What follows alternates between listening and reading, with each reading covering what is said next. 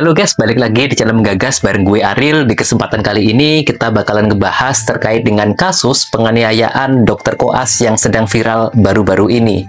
Simak penjelasannya di video ini sampai tuntas agar tidak salah dalam mengambil kesimpulan. Video seorang Chief Dr. Koas di Palembang bernama Muhammad Lutfi yang menjadi korban penganiayaan masih viral di media sosial.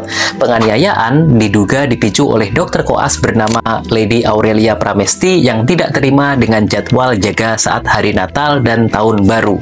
Lutfi dianiaya oleh sopir dari ibunda Lady yang berinisial FD.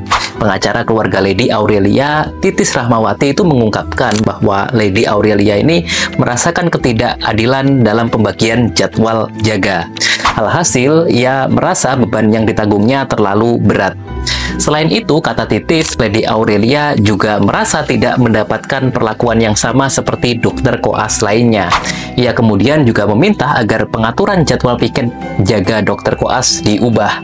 Nah, setelah mendengar keluhan dari sang anak, si ibunda dari Lady ini diam-diam menemui Lutfi tanpa sepengetahuan putrinya. Mereka kemudian ketemu di sebuah toko roti. Nah, dalam pertemuan itu, Ibu Lady mengajak sopirnya untuk ikut masuk. Jadi, posisinya nggak nunggu di dalam mobil, tapi ikut masuk. Nah, ia kemudian mulai berbincang dengan Lutfi. Namun, di tengah pembicaraan, situasi justru memanas dan terjadi konflik yang tidak bisa dihindari. Sopir ibu dari si Lady ini tadi, si FD ya, itu malah terprovokasi dan melakukan pemukulan terhadap Lutfi. Alasannya dia menilai apa yang respon dan tanggapan dari Lutfi terhadap si ibunda dari Lady ini kurang sopan gitu ya. Nah, momen itu pun akhirnya terekam dan beredar luas di media sosial.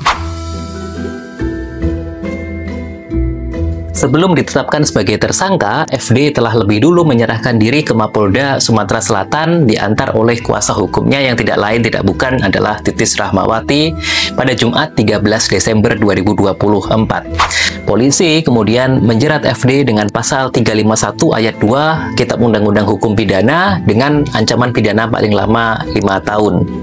Nah, lantas bagaimana sih kira-kira pidana penganiayaan ini di dalam peraturan perundang-undangan hukum di Indonesia?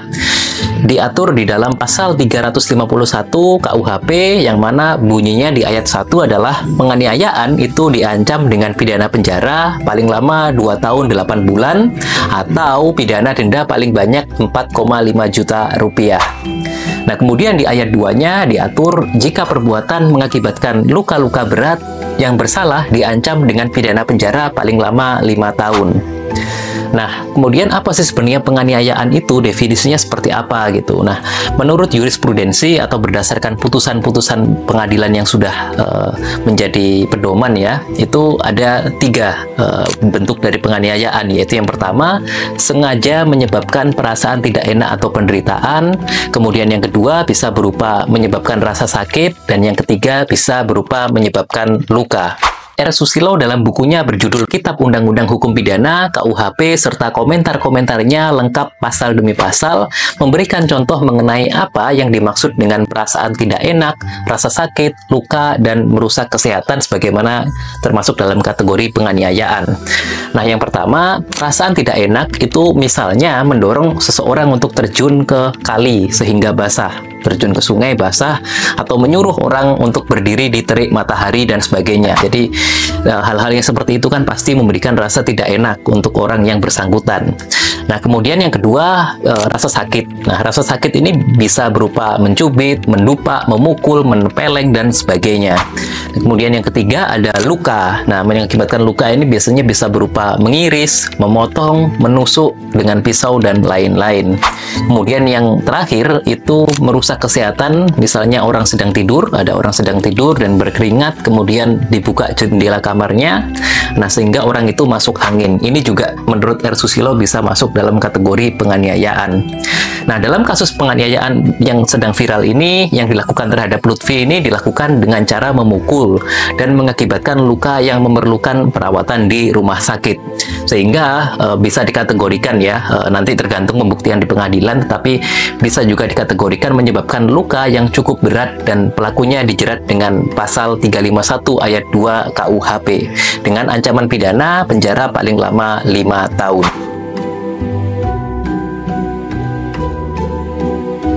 Lalu bagaimana jika kita melihat dari perspektif atau sudut pandang yang lain? Dokter koas adalah sebutan untuk dokter muda yang sedang menjalani masa koas atau koasistensip, yang mana masa koas merupakan bagian penting dalam pendidikan kedokteran setelah lulus dari program profesi dokter. Biasanya waktunya sekitar 1-2 tahun ya, tergantung.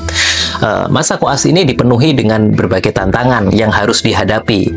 Yang pertama adalah beban kerja yang tinggi, yang mana kita tahu bahwa dokter koas seringkali bekerja dengan jam kerja yang tidak menentu dan panjang, termasuk malam hari dan akhir pekan. Selain merawat pasien, dokter koas juga memiliki banyak tugas administratif seperti membuat laporan, mengisi rekam medis, dan mengikuti rapat. Kemudian yang kedua juga ada tekanan psikologis. Jadi dokter koas ini bertanggung jawab atas kesehatan pasien, sehingga tekanan psikologis juga tentunya pasti akan dirasakan cukup besar. Tak jarang dokter koas seringkali harus mengambil keputusan medis yang sulit dalam waktu yang singkat dengan resiko yang ya bisa dibilang cukup besar.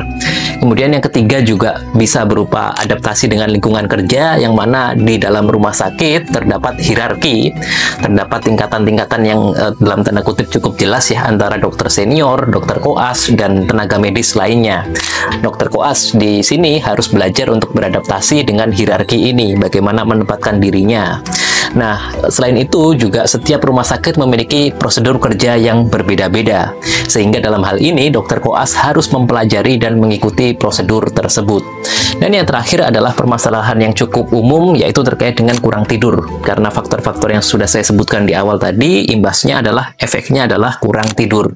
Jadwal yang padat berimplikasi pada beban kerja yang tinggi dan seringkali dipanggil untuk menangani kasus darurat, akhirnya membuat dokter koas kurang tidur. Jadi sedikit banyak mungkin kita tahu ya bagaimana beban dan resiko sebagai dokter koas. Memang perlu pemahaman bersama bahwa tidak mudah untuk ada di posisi tersebut. Ada resiko pekerjaan yang terkadang memang tidak bisa kita hindari.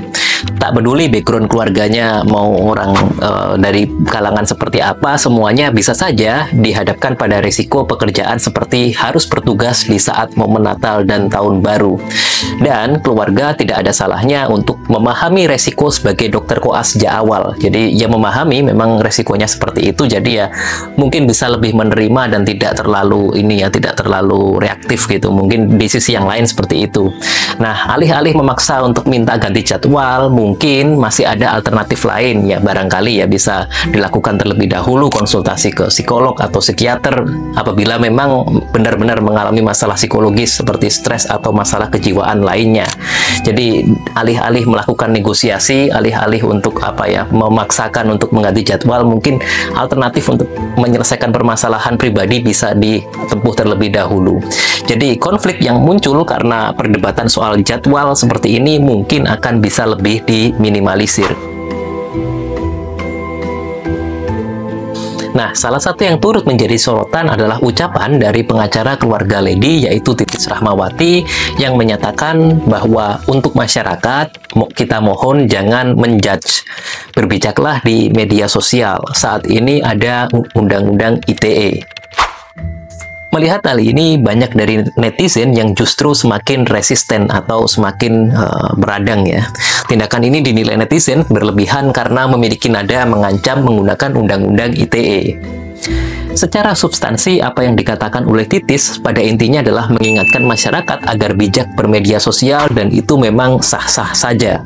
Namun, secara legal culture atau budaya hukum yang dianut di lingkungan masyarakat Indonesia, saat suatu kasus menjadi sorotan dan mendapatkan kritik luas di masyarakat, maka menggaungkan atau menyebut-nyebut undang-undang ITE secara terang-terangan justru bisa dipandang sebagai upaya mengkriminalisasi atau mengancam kebebasan berpendapat. Jadi mungkin juga terdapat masalah ketidaksesuaian terhadap budaya hukum masyarakat Indonesia itu sendiri. Nah, namun di sisi lain juga dari sisi netizen juga tidak ada salahnya juga untuk menimbang kembali apakah setiap ketikan dan tindakan yang dilakukan di media sosial bisa dipertanggungjawabkan secara hukum. Jangan sampai niat kita untuk memberikan kritik guna menegakkan hukum dan memberikan kontrol sosial justru menjadikan gelap mata dan malah melanggar hukum itu sendiri. Well, apa pendapat kalian? Tulis pendapat kalian di kolom komentar. Jangan lupa like, comment, and subscribe dengan menggagas kita semakin cerdas. See you!